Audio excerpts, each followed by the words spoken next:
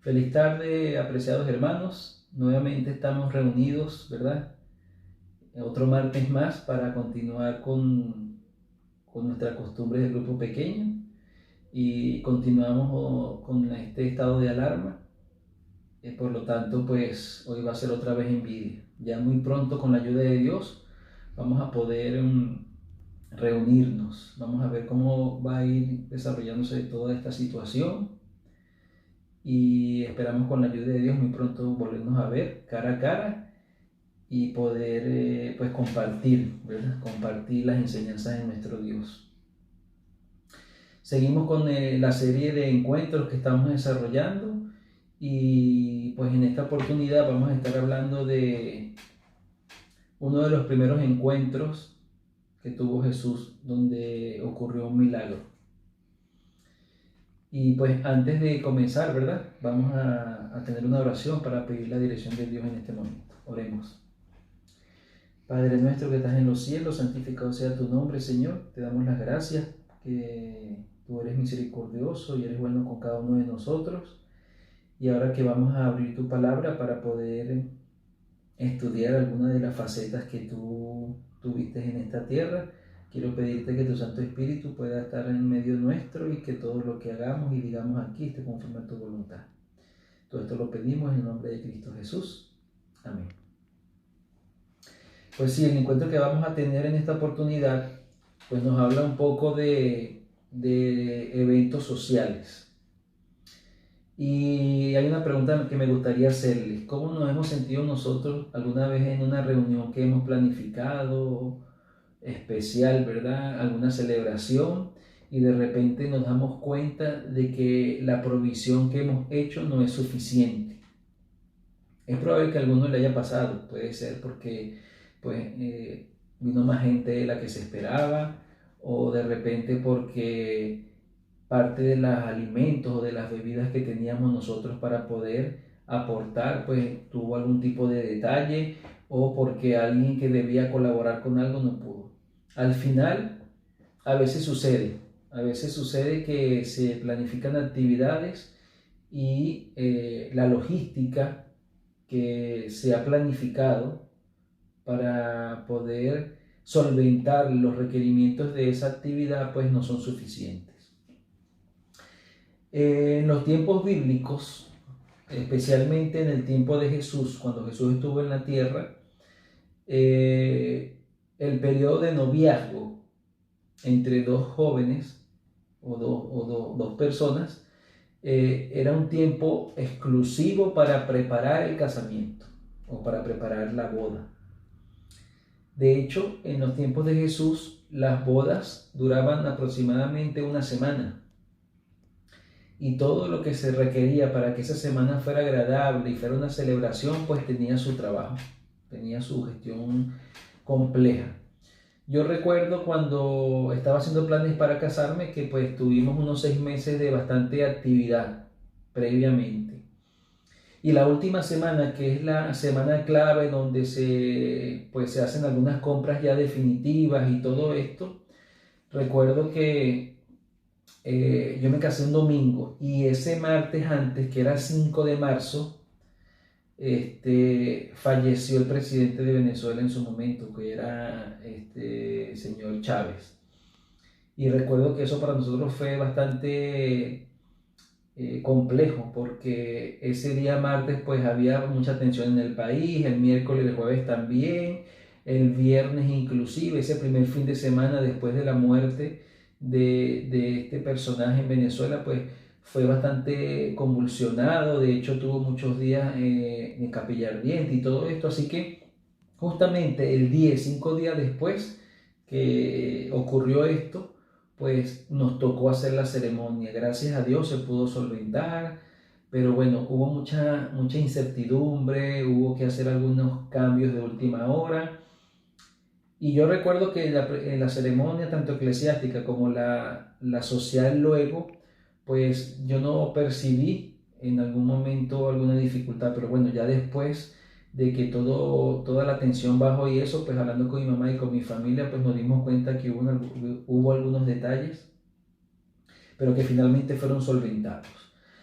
Muchas veces en reuniones familiares o en actividades de novios, de matrimonios, muchas veces algún detalle, alguna situación que se pueda escapar de las manos puede hacer cambiar la conclusión de lo que nosotros queremos.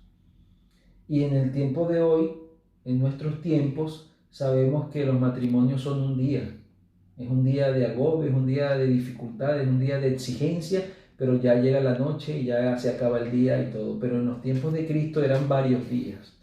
Y esta temática de los tiempos de Cristo nos ayuda a entender mucho una gestión que Él hizo. Y ya todos se deben imaginar que hoy vamos a hablar del encuentro en las bodas de Cana. Ese es el encuentro que vamos a nosotros a analizar hoy. Las bodas de Cana, como todos podemos recordar, en las bodas de Cana, en una reunión social, en una reunión familiar, fue que Jesús hizo su primer milagro. Y como lo hemos dicho anteriormente, los milagros es un terreno exclusivo de Dios. Es ahí, en ese terreno, donde el Señor muestra su poder y nos enseña que realmente Él tiene el control de todo y que Él mueve las piezas de acuerdo a su voluntad, y siempre para nosotros como seres humanos es lo mejor, es lo más conveniente. Pues como les venía diciendo, pues los novios en el noviazgo se preparaban. En la fase del noviazgo, una de las cosas fundamentales era prepararse para el casamiento, para la boda.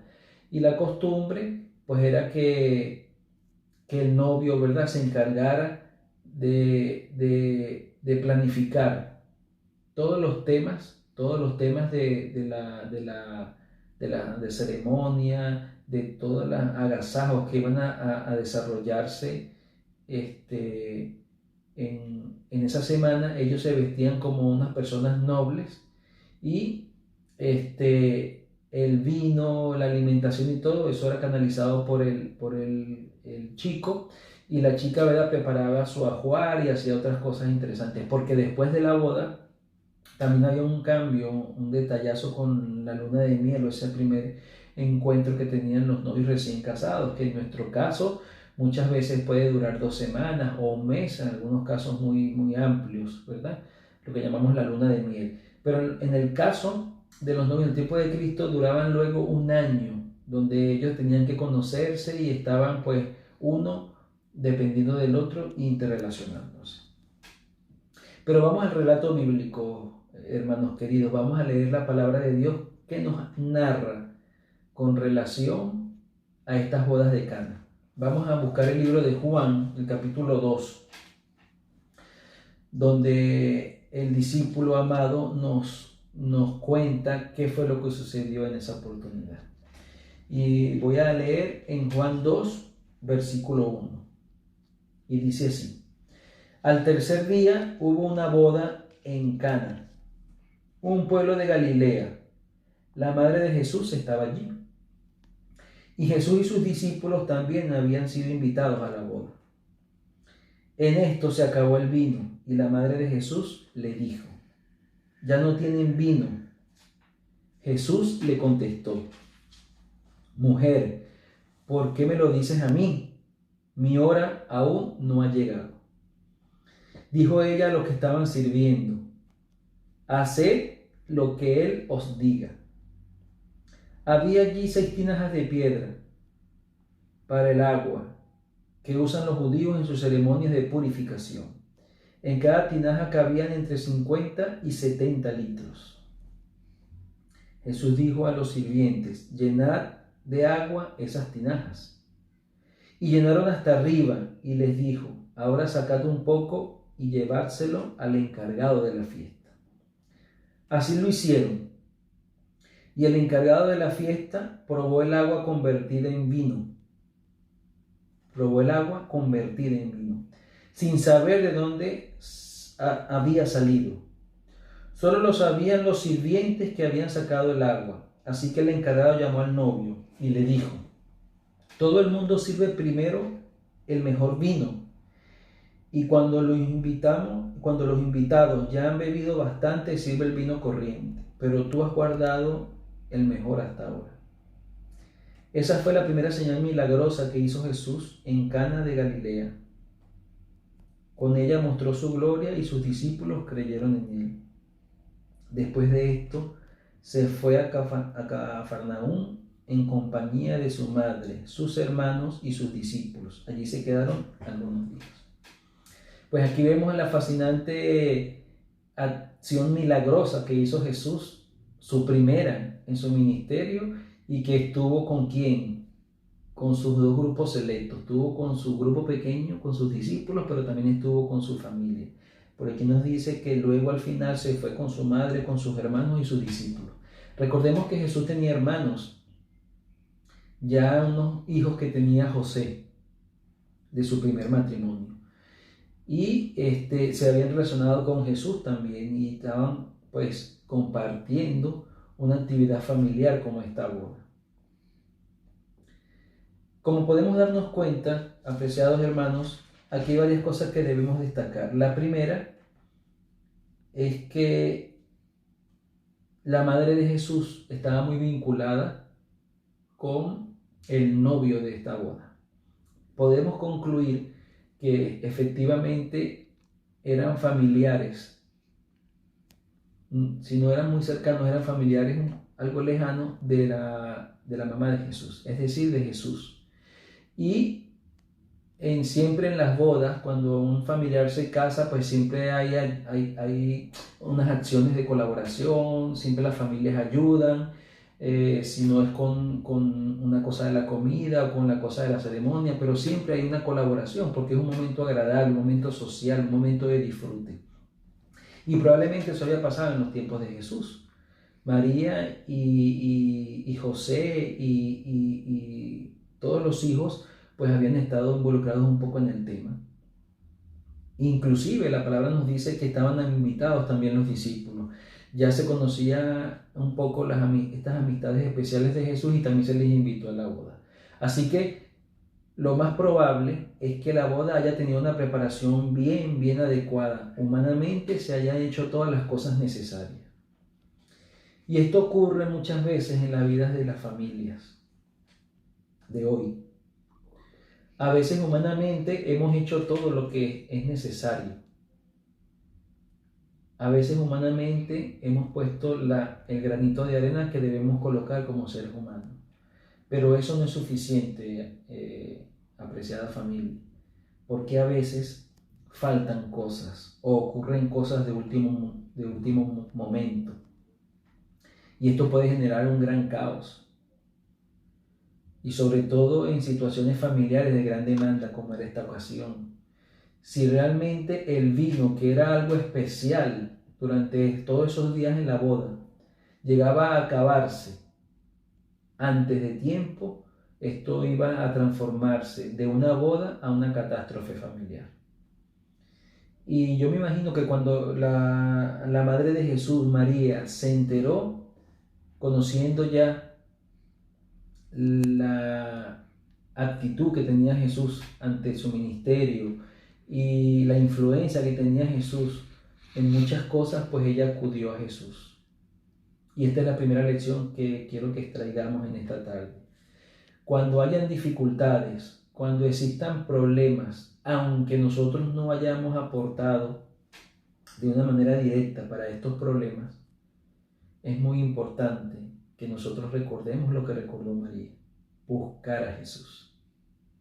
Es la única solución que podemos nosotros tener en los momentos de dificultades, cuando surgen problemas de la nada, cuando surgen situaciones difíciles que nosotros en teoría no hemos estado involucrados. Esto sucedió con esta familia de novios, con esta familia. Surgió un problema, se acabó el vino y resulta que en ese momento se buscó al Señor.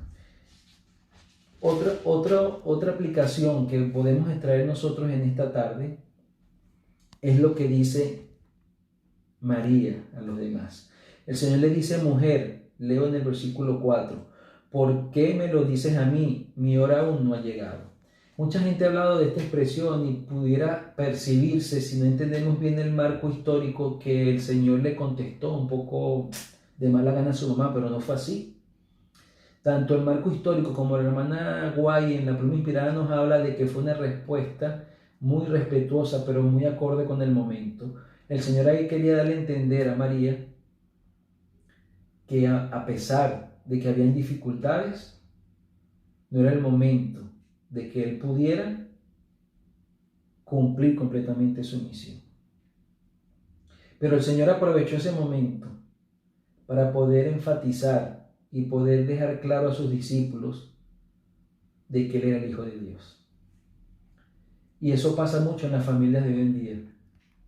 Muchas veces suceden cosas, se nos acaba el vino antes de tiempo.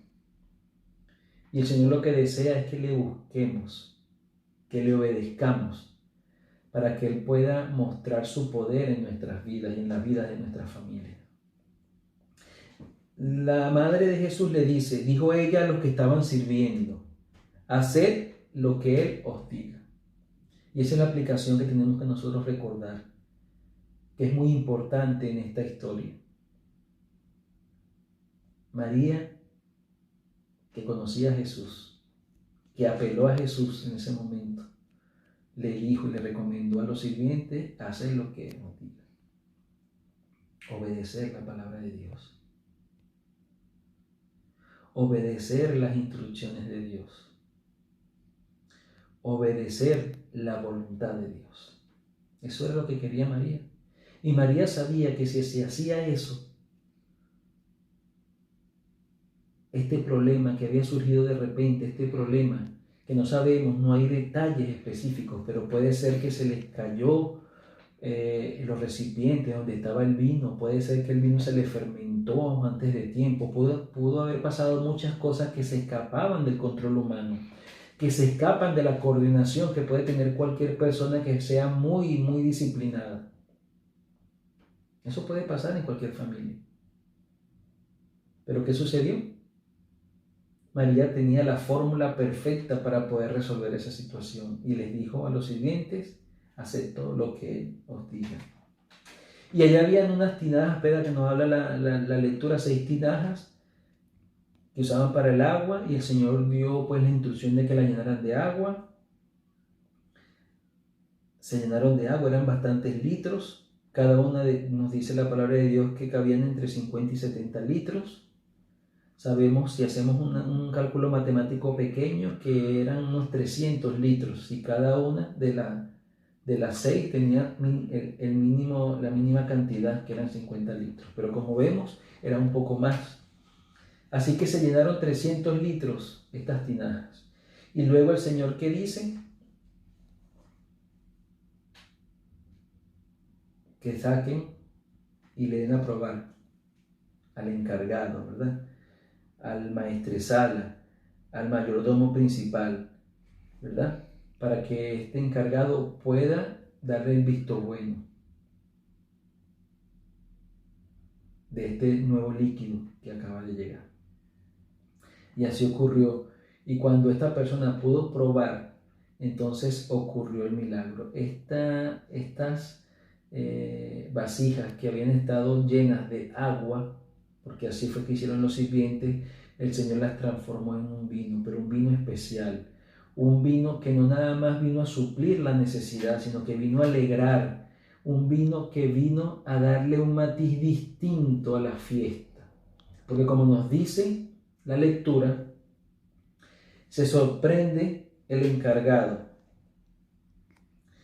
Y dice el versículo 9, y el encargado de la fiesta probó el agua convertida en vino, sin saber de dónde había salido. Él desconocía lo que había ocurrido. Solo lo sabían los sirvientes que habían sacado el agua. Así que el encargado llamó al novio y le dijo: todo el mundo sirve primero lo mejor, el mejor vino, y cuando los invitados ya han bebido bastante, sirve el vino corriente, pero tú has guardado lo mejor, el mejor hasta ahora. Qué bonito es ver cómo el poder de Dios puede hacer cosas grandes y maravillosas en la familia de esta tierra.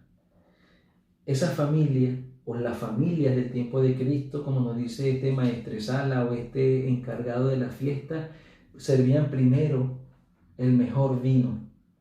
Y ya después, cuando estaban avanzados de haber bebido, pues servía un vino que no era tan bueno. Y estamos hablando de que el vino era más bueno en los tiempos de Cristo mientras más fresco era, mientras era más hecho con poco tiempo de las vid haber sido arrancadas de sus simientes. Ese vino no era tan fácil conseguir y normalmente se servía al comienzo y después se les empezaba a dar el que pues era de menos calidad y así se iba hasta el final de la fiesta. Pero en esta familia, que cuando tuvo una dificultad buscó a Dios en primer lugar y obedeció a la palabra de Dios, pues le tocó disfrutar del mejor vino al final. Así que el poder de Dios, apreciados hermanos, no nada más consiste en hacer milagros, como en esta oportunidad, sino el poder de Dios nos hace milagros y nos hace tener un espacio de felicidad y un espacio de disfrute, porque en esta fiesta específica ocurrió lo contrario a lo que ocurría con las demás familias. No sirvieron el peor vino al final, sino aquí se sirvió el mejor vino. Y eran más de 300 litros de vino. Imaginémonos cómo terminó esta reunión. Otra cosa interesante que me gustaría resaltar es un detalle especial que conseguimos en el primer versículo. Vayamos al primer versículo. Nos dice, y al tercer día hubo una boda. Está hablando de un tercer día. Y si nosotros vamos al capítulo anterior, nos vamos a dar cuenta de qué día era este.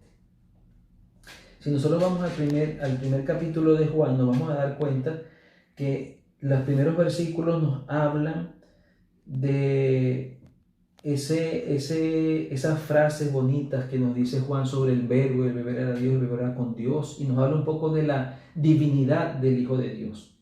Y al fin, desarrollando un poco, después nos habla del testimonio de Juan el Bautista.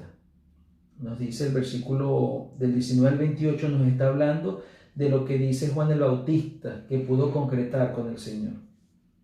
Recordemos que Juan el Bautista estaba abriendo el camino para que Jesús pudiera venir y pudiera continuar el plan de salvación. Y aquí nos habla eso. Pero después el versículo 29 dice, y al día siguiente Juan vio a Jesús que se acercaba a él.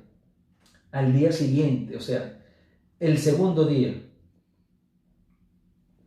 Dice que Juan vio a Jesús. Y ahí Juan nuevamente habla de que el Señor es el Cordero de Dios que quita el pecado del mundo. Y hace una referencia a que Jesús es el que va a continuar el trabajo que él ha iniciado. Pero en el versículo 35 nos dice, y al siguiente día Juan estaba allí otra vez con dos de sus seguidores. Era el tercer día de la narración de Juan. Y en esta oportunidad Juan le habla a sus discípulos y le dice que el maestro que deben seguir es a Jesús. Y en el versículo 43 del primer capítulo nos dice, y al siguiente día Jesús decidió ir a la región de Galilea. Es el tercer día, el cuarto día, el que estoy ahorita mencionando, ¿verdad? Porque ya hemos hablado de un primer día inicial, luego el segundo día cuando Juan habla de que Dios es el Cordero de Dios, el tercer día cuando Juan le dice a sus discípulos que deben seguir a Jesús, y el cuarto día es cuando Jesús llama a Felipe y a Natanael, que eso ya lo hablamos en el encuentro debajo de la higuera. Así que Juan nos está narrando un cuarto día cuando se encuentra Felipe y Natanael, y al final, recordemos lo que dice esa experiencia con Felipe y Natanael, que el Señor le dice, ¿me crees solamente? Leo en el versículo 50 del capítulo 1, dice, Jesús le contestó, ¿me crees solamente por haberte dicho que te vi debajo de la higuera? Pues cosas más grandes que esta verás. Así que aquí vemos un Jesús que está empezando su ministerio, vemos un Jesús que ha sido iniciado por Juan el Bautista, la voz que clama en el desierto, como decía la profecía. Y aquí vemos que han pasado 4 días en el momento que Jesús empieza a consolidar a sus discípulos y que empieza a dar muestra de su divinidad, cuando debajo de la higuera sucedió todo esto. Y el Señor le promete a su discípulo que mayores cosas va a haber. Y después nos dice el capítulo 2, y al tercer día hubo. Si nosotros hacemos una cuenta matemática sencilla, familia, nos vamos a dar cuenta que habían 4 días que habían sucedido las cosas. Y si le sumamos 3 días más, nos vamos a dar cuenta que es el séptimo día. El séptimo día de que Jesús inicia en la narrativa de Juan fue el día cuando se hizo las bodas el milagro de las bodas de Cana. El séptimo día. Y esto nos deja una enseñanza muy especial. Una enseñanza que debemos recordar constantemente. El Señor ha preparado todo para poder hacer su primer milagro. El Señor ha hecho muchas cosas en nuestra vida y está esperando que nosotros podamos aceptarle definitivamente en nuestras familias ese día especial. Así como Él hizo la tierra en 6 días y reposó, santificó y bendijo el séptimo día, así está enseñando ahorita en estos momentos, en este encuentro que tuvo el Señor en las bodas de Cana, que esos 6 días previos, ese número 6 que significa humanidad, que viene antes de la perfección, que es un proceso del ser humano, que es un proceso donde nosotros no podemos ir más allá de la perfección, va a ser consolidado por Él. El séptimo día, nuestro Señor lo bendijo, lo santificó y lo guardó. Y lo hizo para ti y para mí. Y en esta oportunidad, Juan nos narra que en el séptimo día, justamente fue que el Señor hizo su primer milagro. Y finalmente ese milagro que Él hizo, nos dice el versículo 11 del capítulo 2, esta fue la primera señal milagrosa que hizo Jesús en Cana de Galilea. Con ella mostró su gloria y sus discípulos creyeron. No puedes creer en Jesús si no le obedeces y disfrutas de sus milagros. No puedes creer en Jesús si no permites que el Señor obre en tu vida, porque no vas a poder percibir el poder de Dios. Y es necesario que para que nosotros podamos aferrarnos a sus promesas, confiemos y creamos en Él. Y esto no es un switch que tú pasas, así como encender la luz de tu habitación y ya creímos en Cristo. Es necesario hacer lo que dijo María. Hagan todo lo que Él os diga. Y hoy el Señor nos habla, a ti y a mí, y nos dice, obedezcan mi palabra. Hagan lo que ha dicho la palabra de Dios. Porque hoy en día Dios no está físicamente con nosotros. Hoy en día Dios nos ha mostrado su palabra. Debemos obedecerla. Y entonces, obedeciendo su palabra y actuando favorablemente de acuerdo a sus instrucciones, llenando las 6 tinajas de agua, que hablan de ese número 6, de ese número humano, de ese número que está antes de la perfección, del número 7. Llenando las tinajas es que nosotros vamos a poder ver el poder de Dios. Y ese poder de Dios va a transformar nuestras vidas, va a transformar nuestras familias, va a transformar nuestras dificultades, va a transformar todo eso que enturbia, todo eso que destruye, todo eso que puede llevarnos al colapso definitivo. Porque debemos recordar que en una boda, en los tiempos de Cristo, que se acabara el vino los primeros días, era fatal. Y era un síntoma de que ese matrimonio, ese casamiento iba a ir al desastre total.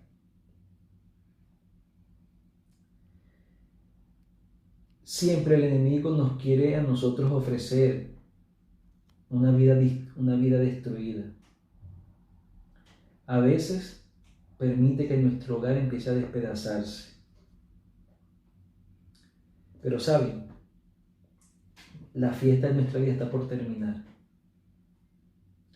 Y aunque nuestro vino se haya acabado, Dios puede transformarlo a última hora. Dios puede transformar cualquier situación desesperada en una intensa alegría. Dios puede transformar personas malas en buenas. Solamente el tiempo es el detalle. Y lo mejor de todo es que Jesús está dispuesto a hacerlo. Es nuestro mejor amigo. Y Él desea transformar nuestras vidas y nuestras familias, toda completa. Estos 300 litros de vino iban a bendecir a toda la familia. Toda la familia de esa boda iba a ser distinta a las demás, porque el mejor vino iba a estar al final del matrimonio, al final del casamiento. Y sobre todo, iba a suplir esa necesidad, esa terrible necesidad. Que el Señor nos bendiga, nos fortalezca, que este encuentro que tuvo Jesús en las bodas de Cana nos ayude a entender que es necesario obedecer a Dios, familia, antes que a los hombres. No confiemos en las artimañas del enemigo. El enemigo quiere destrozar nuestros hogares, quiere destrozar nuestra vida. La fiesta está por terminar. Este mundo ya está en decadencia. Pero ¿saben?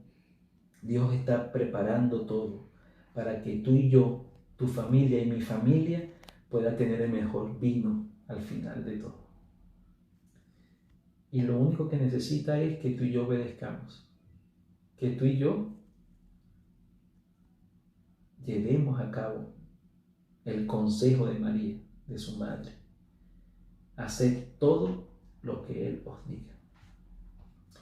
Y bueno, para terminar esta pequeña reflexión, ¿verdad? Me gustaría dejarles un bonito coro que está en rumano, pero que hay una traducción en español que podemos disfrutar, de unos hermanos de Madrid con varios niños. Que esta inspiración nos sirva de deleite espiritual para conectarnos con Dios más todavía. Y ya con esto entonces finalizamos la intervención de esta tarde, familia. Que Dios les bendiga.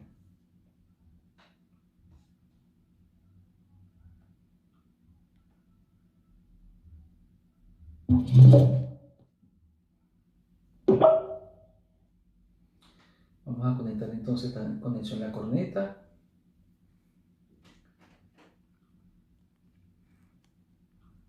Muy bien.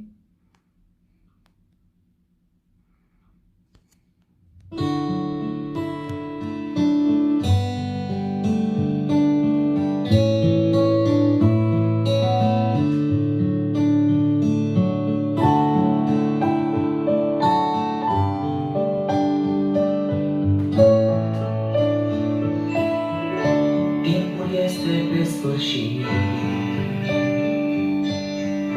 vom pleca spre infinit. Va rămâne ce-am făcut, vom sluji cu ea crezut.